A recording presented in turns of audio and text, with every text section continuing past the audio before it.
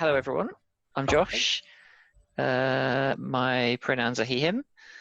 So I am Armada Josh on Twitter, and you can find my stuff on blackarmada.com, including, I hope soon, a launch page for this very game.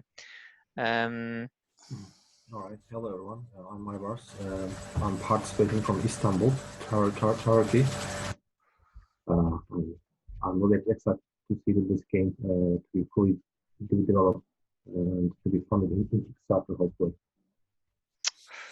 Yeah, so I'm Jim Crocker. Folks that know me from outside the gauntlet where we're playing this game know me because I have been a retailer of role-playing games for many, many, many years. And just this weekend coming up, I'll be at Metatopia.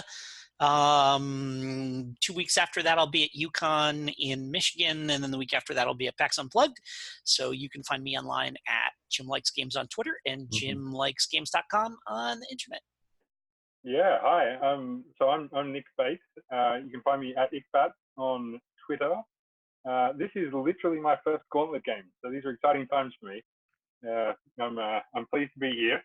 Excited to play this. Excited that it's a playtest. It's the first time I'm on board too. So that's me. Pronouns are he, him. So the concept for this game is that humanity is on the run across space. There is one fleet of ships that's left carrying the whole of humanity, and they're fleeing across space from an implacable, inhuman adversary that has destroyed human civilization. You are all playing kind of brave characters who are trying to keep humanity alive, trying to keep the fleet going. Some of you might secretly be traitors, but the mechanics allow you to kind of play your character as a hero while having that kind of element of sleeper agent in your background if you're playing that kind of character. So you're all kind of playing broadly heroic characters, flawed characters, but heroic. You might be playing military officers, you might be playing pilots, you might be playing politicians or journalists. And you're going to try to stop that inhuman adversary from destroying the fleet. So I'm just going to say a few assumptions that apply to this game. So the assumptions are humanity has been wiped out. Okay, that's kind of non-negotiable. There could be people out there, like you were saying, Jim, the kind of the Pegasus scenario. You might find a space station that's got somebody on it, whatever. But basically, civilization is gone. Your foe is implacable. They're generally set on the destruction of humanity. You're not going to be making friends with them or kind of winning them over to your side. There might be some individuals who are more sympathetic, but basically they're the baddies, right? You are going to be on board a fleet, a space fleet. It's going to have some big ships, it's going to have some fighter ships, and it's going to have some unarmed civilian ships. There'll be a strong military element to the fleet, and there will be infiltrators of one kind or another. So those are the kind of base assumptions. We don't change those, but beyond that, we can kind of customize as we see fit. Finally, before we can get started on setup, I just wanted to run through some really just the absolute key mechanics, so you understand as you're looking at your playbooks broadly what you're looking at. The first is pressure. So the game has a pressure mechanic where instead of taking harm, or instead of whenever something bad happens to you, particularly emotionally bad things or physical wounds, anything like that, you're probably going to gain some pressure. It's got a usual sort of PBTA 5-box track, and if you get to the 5th box, you hit breaking point and do something dreadful or stupid under pressure. That is also the XP mechanic for the game. Every time you take a point of pressure, you get a point of XP, and if you hit breaking point, you get another point of XP for hitting breaking point. So like you get 2 for 1 when that happens.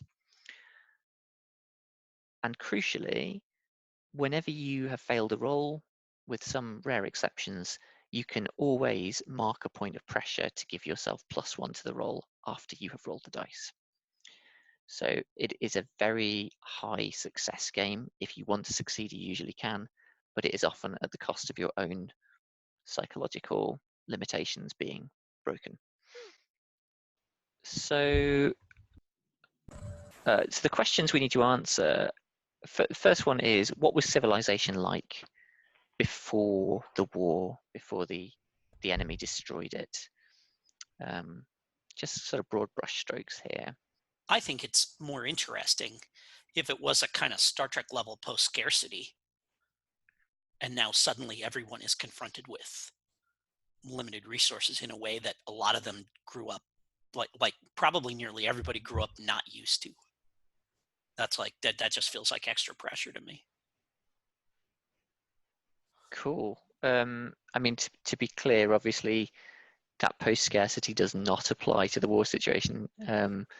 Like, even if you have replicators, they're not necessarily working, etc. That sounds good.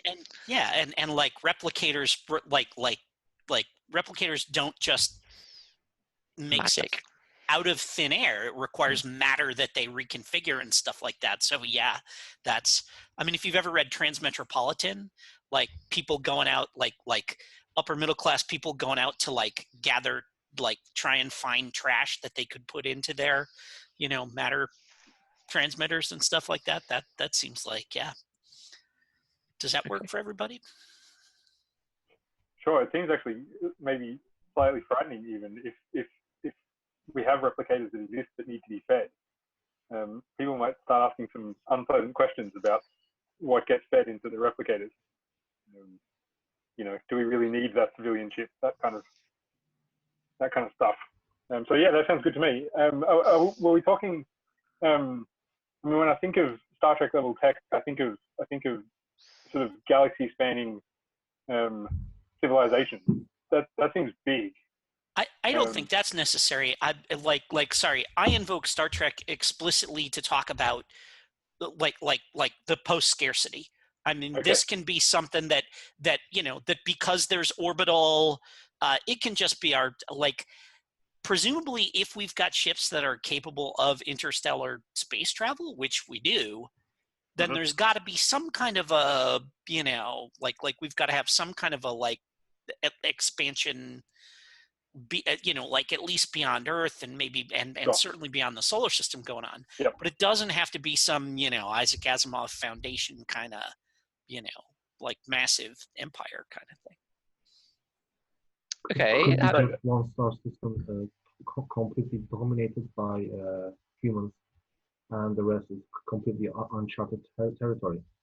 So it's like the solar system is completely dominated by us, and suddenly, boom, it happens. We got invaded, and we're out of our home, right? Yeah. Okay. That totally works. Yeah. So, yeah, that could absolutely work. So this is maybe the first time out of the solar system because we had to. yeah, I mean, if that's the case, like Jim says, if you got faster than light, you would think you would have expanded beyond. Yeah, So maybe it's experimental. Maybe it's kind of new technology that was invoked in desperation to escape from this threat. And maybe people don't know that much about what the side effects of using it might be. How about like humanity has developed its first faster than light ship, and the day that on its maiden voyage, we got attacked. And the ship is the military ship, and we're on borders, so we don't know if this thing will work or not. But we're trying to escape. I think that sounds great. So it sounds like you've got really high technology in some ways, but actually one of your most crucial technologies is a bit. Yeah, sounds good to me. And I guess this tells us a little bit of something. If we have a fleet, this tells us a little bit of something about how our flagship, it sounds like, is the one that generates whatever makes us go faster than light, wormholes or, I don't know, warp bubbles or whatever. And that flagship is dragging everything else along with it. Yeah, I kind of love that. Yeah, I kind of love that. Like, if you are more than 0.1 AU away from, the ship when it jumps, you get left behind. So right, it's you got to be there. Yeah, you've got to get within the radius, and like I see people like sweating as they're looking at whether their ship is inside that sphere that goes out around it and stuff like that. That's kind of awesome. Cool. Yeah, I'm into it. Yeah, that's great. Okay, so civilization sounds like We have we've got this post-scarcity civilization focused on the solar system, which has been fully colonized, and now you'll be out in totally uncharted territory, and only whatever's been seen on telescopes. Okay, what is the nature of the enemy? Are they like robots? Are they some sort of aliens? What are they? I mean, well, the only thing that makes me uncomfortable about it being aliens uh, is the I don't know. There feels like a sort of slightly uncomfortable dynamic there, where we've got another species that is the bad guys, and us who are the good guys. That feels a little bit icky.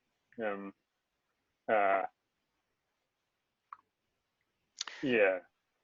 So, I mean, I suppose one thing to say is that they're not necessarily sentient in the way Yeah, that's a fair point.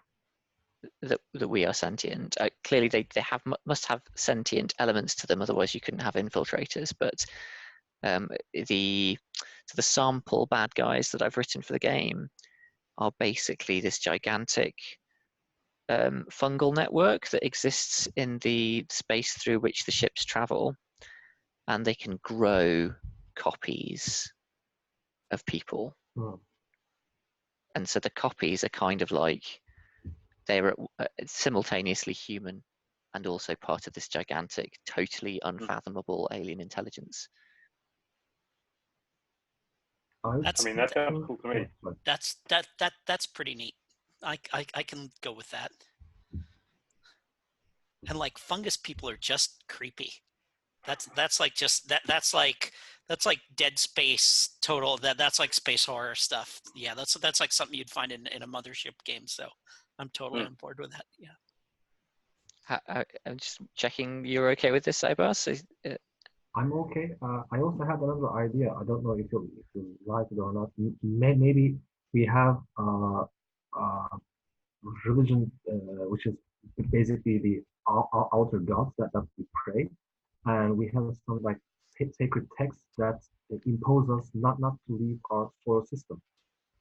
But we developed this ship, and they send us their avatars in order to punish us. But I don't know if you guys want to include religion in the game or not. So I'm more towards the fungus people. I don't know. I am more than happy with the idea of religion, and it seems to be these ideas are kind of almost made for each other in a way. Like the religious people might have ideas about what it is you've encountered, this vast, powerful entity. Maybe it's God.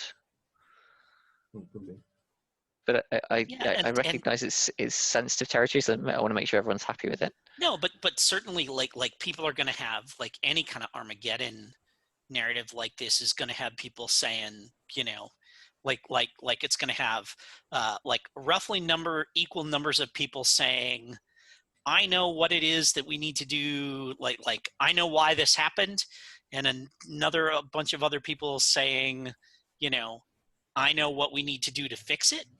And they're not going to agree, and yeah, I think that's great. Like, and the cool thing about that is that like that could be true or not, or we don't know, and like, you know, part of the game can be exploring the nature of that, whether that is in fact some kind of ancient knowledge left over, or it's total bullshit, or whatever. I really like that. Yeah, I'm on board too. I think the two of those things do actually go together really well. Yeah. Okay, so this sounds good. We can argue as characters about whether or not we buy it or not. Fungal space gods. Yeah. We'll just try and lean into the presentation of those the alien things as being kind of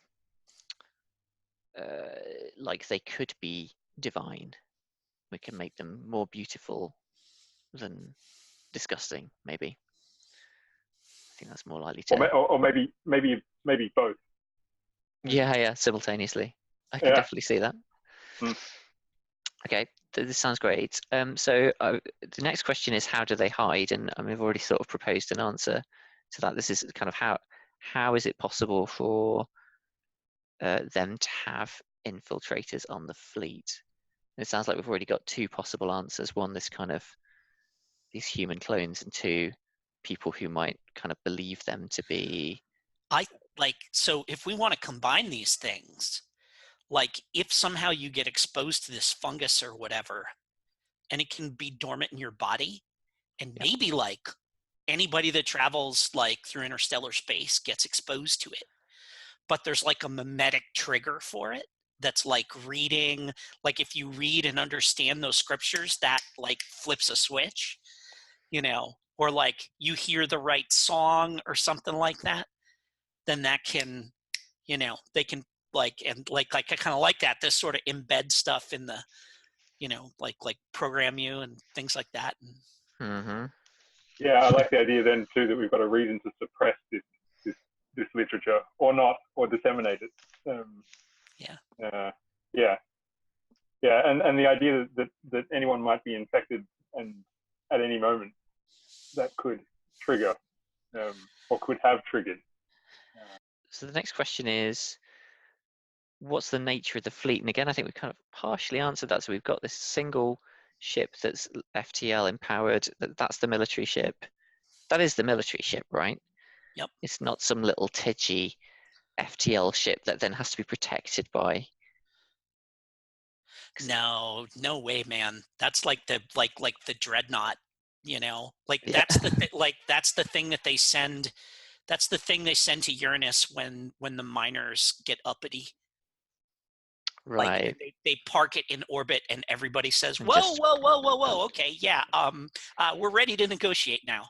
Like I feel like that's So is our that's FTL the driver a retrofit to the hammer? Is it an experimental addition, bolted on under pressure to get out of the solar system? Is that... Oh shit, yeah, absolutely, yeah. I mean, like, maybe it was the thing that was going to go on. It was going to go on the first colony ship or something like that, or maybe it's on the first colony ship and the colony ship is in the hangar of the dreadnought. And when you want to spin up that FTL drive, it's actually the colony ship that's inside the hangar that's doing it. I really like that. I think the Yeah, idea super that cool. you've basically got all these colonists sat on board your ship and you can't really get rid of them because there isn't anywhere to put them. Yeah. So the question about the nature of the fleet is just kind of just to understand, does this look like Battlestar Galactica? One big military ship and a bunch of smaller civilian ships that are with you. Have you got this fleet of weaker ships? And I think the stuff we were talking about being stuck outside the bubble maybe says yes, that would be quite good. Yeah, but I kind of like the idea that what we've got is a big ship where everybody lives, but all the other ships is where all our stuff is, right? So like, the food, the fuel, all that kind of stuff and everything is there's not like big ships full of families and stuff like this, but there's essentially, it's like we've got a bunch of like working class truck drivers who we rely on to like keep, to haul the stuff that keeps us alive. And And people do. I think that's cool. And people do stints rotating through. yeah, You do your shift for a month or whatever on the fuel ship, which is probably dangerous as heck because, if your flight path is off or whatever, then you're in trouble. Then you cycle back through, blow off steam for a week, and then you're back out again. kind of like that. I think it sounds cool. And I assume these ships were just whatever happened to be close when the moment came. Yeah, it's like whatever was in orbit, or something like that. That's, yeah. Maybe it and like as it's hauling ass out of the solar system, we're saying anybody that can join us, no kidding, get here now. As soon as we clear the whatever, the Van Allen belt or whatever it is, we're gonna, the Oort cloud, we're gonna be, we're gone. Yep. We're headed towards Alpha Centauri. The probes that came back said there might be something there. No, two more questions. One is, who runs the fleet? So is this, I mean, the logic of the situation suggests to me the military are in charge, but is there a civilian government? There should be. Oh, I think there's it's way more fun and complicated if there's like a council. Yeah. I mean, the thought that I have is, you have this colony ship that was supposed to be the one with the FTL drive. The government of the solar system has presumably been blown up, but the colony ship probably had some sort of council that was supposed to be running the colony.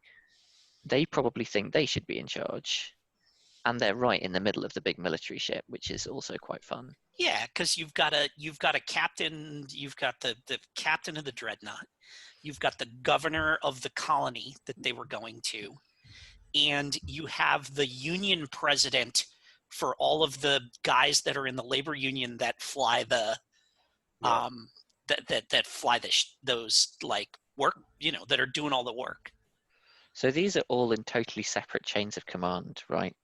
The governor was not, it is basically the supreme ruler of this colony that doesn't yet exist, and the captain doesn't report to them, but equally nor do they report to the captain. Sure, So this, the captain is the highest ranking living military officer. The governor is the highest ranking politician, and that union leader is the highest ranking, labor leader, right? So maybe that was an election that happened after the initial jump or whatever for the union rep. But what if the governor on the colony ship?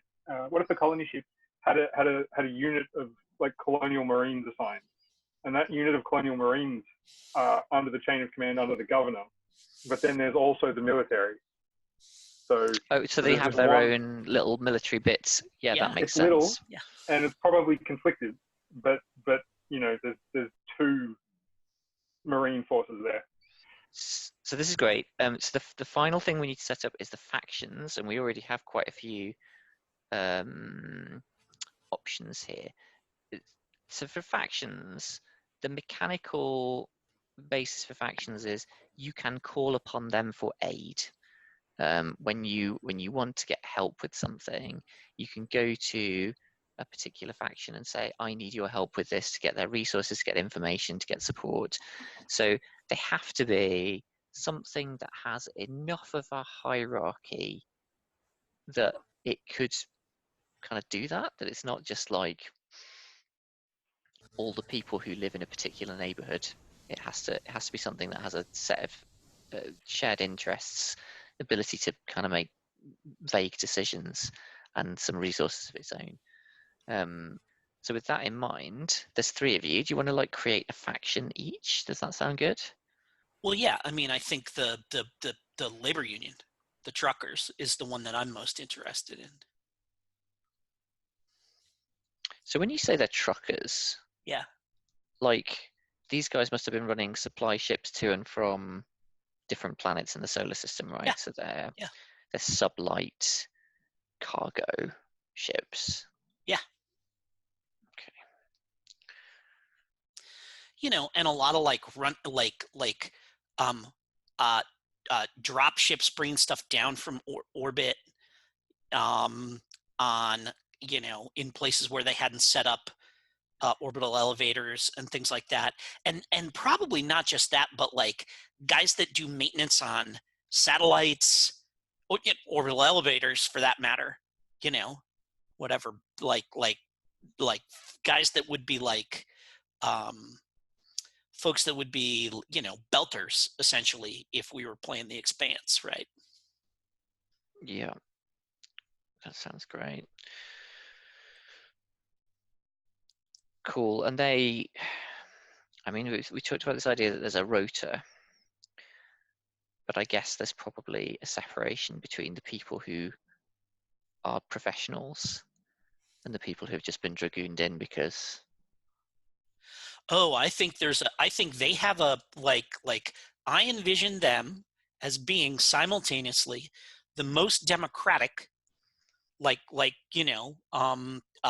the, they actually like ask that, like, the members have to vote for them to take an action, but also having the most kind of like very explicitly like seniority, like apprenticeship type of, to get the good jobs, you got to put in this amount of time and stuff like that, of the factions.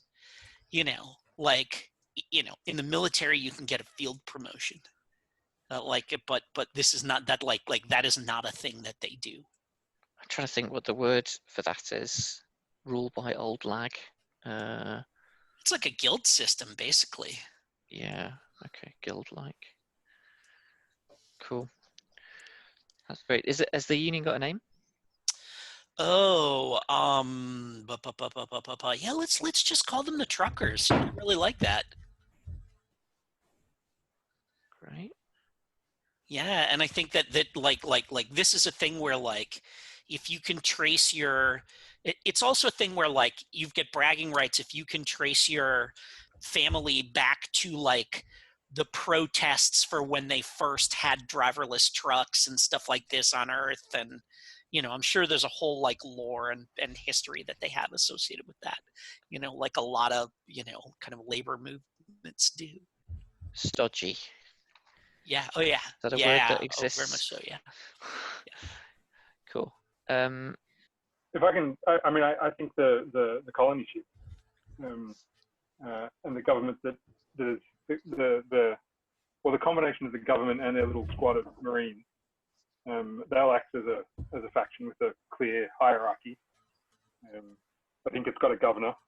I'm wondering if the original plan was to colonize Alpha Centauri, or even if maybe they weren't headed for Alpha Centauri originally, but that's what everyone thinks of when they think of leaving the solar system. So I'm half imagining that they're collectively refer to themselves as the Centurions, which are nice. sort of like, because then there's the military, and maybe it really irritates them if these folks are calling themselves Centurions, like some sort of fighting force when they're clearly not. That's great. I like it. And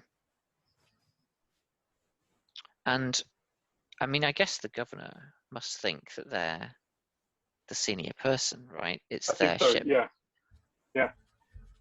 And I imagine that they probably, as far as the governor is concerned, they have the final say on when the jump drive gets hit. Like the military commander comes and asks them, as far as they're concerned. Maybe the military commander has different ideas, and so that governor is going to want to be in on. Cool. I think that the fun of a governor is that you can get into personality politics, and that's good fun. Yeah. Yep. Agreed. Cool. And I mean, there's probably a mishmash of, we've already decided that there are a bunch of misfits, some of whom were maybe prisoners who've now been released, that were part of this, nominally part of this colonization effort. But I imagine it's also where the scientists are, or at least a squad of scientists. So they've got a bit of a lock on some of that as well. Yeah. Yeah, they're the knowledge workers. Yeah. Yeah. Yeah, you got your white collar, blue collar. Okay, so we've got that breakdown now. That's Nice. Yeah, good. So Ibos, can I tempt you to say something about your religion, or are we gonna go for a different? I was thinking about a different aspect. I was imagining that the FTL drive and the navigational chart is fueled by like a group of psychics. Whoa. Okay. They are the fuel source, so they're completely out of touch. They just communicate with like small messages, like how like a SOS machine, the telegraph, and they are locked within a room, and they only work like there's some there's some sort of a comatose state. Uh, so I was imagining if you guys all agree or if it's too stupid of an idea. I think I that think sounds amazing. the idea of a bunch of psychics is awesome. Having them all be locked in a room makes it tough to bring them in as like people we can engage and get into conflicts with, unless They they could have have, like spokespeople that are out there in the yeah, world or something like that. they have like a couple of people that have some sort of a brain defect, and they can control them as puppets, That's super as their creepy. voice. That is creepy. So they're kind of like. So I mean, Sorry, if go it's ahead, Nick. too hard, I can just completely omit that. Can I just see what Nick was going to say? He sounded like you were going to say no, I something. was just going to say, like, so they're like emissaries of these psychics. Yeah. So there's like there's maybe even an element of negotiation. So the governor would ideally like to be telling the psychics where to go, but maybe that's not how it plays out. Yeah, it So could be. I think this sounds like a super fun idea. I think we might still need another faction because I'm not sure whether you're going to be able to ask for help from the psychics very easily. I don't know what other people think. Like, it's important to have groups that you can kind of pull on that have competing agendas. And I can't imagine how you're gonna. Are you going to talk to one of the emissaries and say, "Please jump the ship for me"? Is that? I mean, so if we presume that the psychics have powers other than the other than just jumping the ship, then that becomes interesting. Then if you can like convince them, like if you can get one of them to ride shotgun with you so that you have the brain power to like understand one of the scientists' research that you're stealing, or to like just wipe somebody's memory that you were somewhere. Yeah, if they're a kind of creepy council of psychics with weird powers and people are a bit afraid of them and they can wander around the fleet, they become much more viable as a faction. I don't really mind Yeah. which way we go, but I think if we want them to be a faction, they should be a bit more than just the people who sit in a room and jump the ship. What do you think, Ibus? Sure. Yeah. Cool. Okay. Cool. Do we call them psychics, or do they have some other? Is there some other name for them? Naming stuff is always so hard. How about like seekers? Seekers. Or yeah, yeah, exactly. The seekers. Yeah, I like that. That's good. So the seekers. Cool. And I'm just wondering what these three groups think of each other. Obviously, we have a third group, which we haven't mentioned, a fourth group rather, which we haven't mentioned, which is the Dreadnoughts crew. I think they're bound to seem like a faction too. So I'm just going to write them down. Does anyone want to name the Dreadnoughts? Inevitable. The Inevitable. I love it. Yes, that's great. Okay, so that's like, so it seems to me we've got a pretty clear sense of rivalry and tension between the crew of the Inevitable and the crew of the whatever the colony ship is called. Is it? So they're called Centurions. Yeah, I had imagined that was sort of a somewhat informal name that they'd adopted rather than maybe the colony ship hadn't been named yet because it hasn't been christened. It wasn't supposed to take off. There's unnamed colony ship 1. Yeah. that's going to have to be named at some point, isn't it? It's cool. So the Yeah, I Centurions can and imagine. the Sure, Inevitables. but the governor's probably going to hold a. How do the different groups? What about the Union? How do they sort of figure in relation to those two groups? Uh, I think terrified of the psychics, like superstitious about them, totally like completely distrustful of them.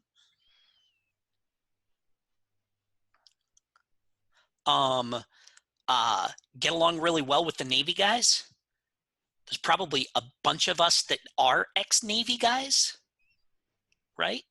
Mm-hmm.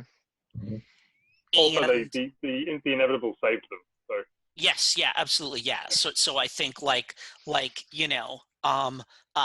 the Navy guys, hate and fear the psychics, and like totally business relationship with the colonists. Like relationship with the colonists, completely transactional. What have you done for me lately? So what's the relationship between the Seekers and the crew of the Inevitable, do we think? I reckon everybody finds the Seekers creepy, don't you? They seem kind of Yeah. creepy. yeah, although I imagine the Centurions being conflicted about that. Like they're creepy, but they were our creepy. Okay, yes, I like that. Yeah. So they weed us out, but we're a little bit protective of them, because they were going to make our mission possible.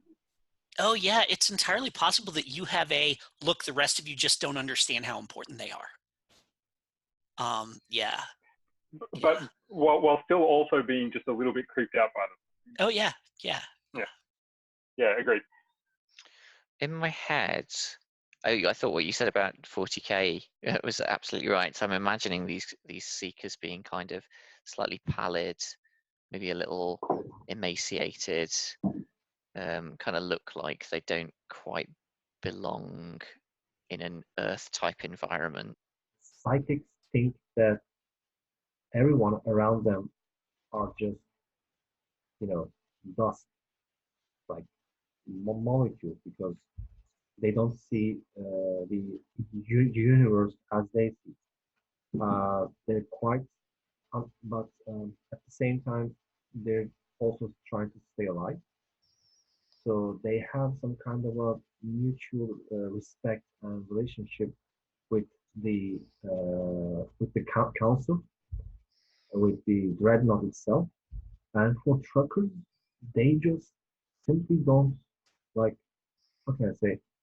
They know that they exist, but they don't give any importance. Like, I don't know if that sounds reasonable. Like, it's like a middle-aged lord talking to a peasant, Mm-hmm. right? But someone else's peasant, right? It doesn't belong to him, so it's okay. That It's totally inferior rank. that totally checks out. Yeah, I like it. So they're kind of human 2.0 and everyone else is insect life. Yeah. But necessary for yeah. Yeah, well, someone has to serve the food, right? Right. Okay, this is great.